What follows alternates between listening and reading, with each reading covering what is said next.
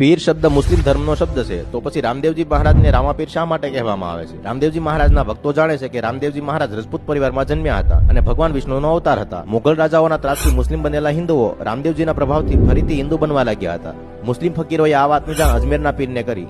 અજમેરના પીરે તેમને મુલતાન જઈ મસ્તાન પીર, દગડુ પીર, મજરૂક શાહ પીર, દિલાવર શાહ પીર અને જબ્બર પીરની સલાહ લેવા કહ્યું. આ પીરોએ એમના ઉપરી મુસાફિર અને સરળ શાહ પીરની સલાહ લીધી. બધાની વાત સાંભળ્યા પછી મુસાફિરે ફકીરો સાથે રણુજા જવાનું નક્કી કર્યું.